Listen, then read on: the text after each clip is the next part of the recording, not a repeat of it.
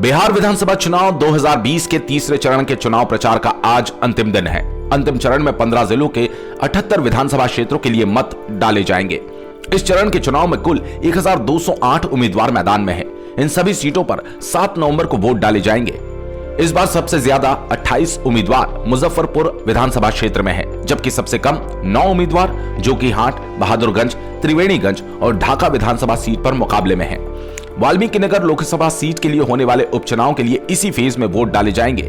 यहां 7 उम्मीदवार मैदान में हैं। तीसरे चरण के चुनाव से पूर्व सभी प्रमुख राजनीतिक दलों और उम्मीदवारों ने चुनाव प्रचार को लेकर अपनी पूरी ताकत झोंक दी।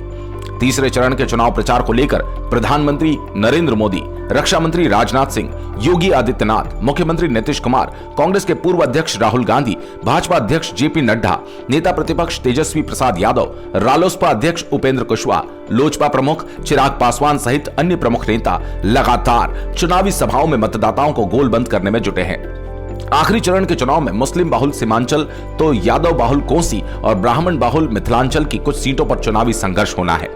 15 जिलों में होने वाले तीसरे चरण के आम चुनाव में पश्चिम चंपारण, पूर्वी चंपारण, सीतामढ़ी, मधुबनी, सुपौल, अररिया, मधेपुरा, पूर्णिया, कटिहार, किशनगंज, सहरसा, दरभंगा, वैशाली, मुजफ्फरपुर और समस्तीपुर शामिल है। अंतिम चरण में महागठबंधन की ओर से आरजेडी 46 सीटों पर तो 25 सीटों पर कांग्रेस के उम्मीदवार, वहीं एनडीए की ओर से जेडीयू सबसे अधिक 37 सीटों पर चुनाव लड़ रही है। इसके साथ बीजेपी के 35 प्रत्याशी मैदान में हैं और वीआईपी की 5 और हम की भी 1 सीट चुनाव लड़ रही है। इसके अलावा असदुद्दीन ओवैसी की एआईएमआईएम ने करीब 2 दर्जन सीटों पर अपने उम्मीदवार उतारे। साल 2015 के विधानसभा चुनाव में महागठबंधन के संग रहते हुए जेडीयू ने 17.31% वोटों के साथ 23 सीटें जीती थी, जबकि आरजेडी 16.30% वोट के साथ 20 सीटों पर अपने नाम लेकर गई थी, जबकि कांग्रेस को 8.38% मत के साथ 11 सीटें मिली थी। बीजेपी 25.79% वोट के साथ 20 सीटें जीती थी।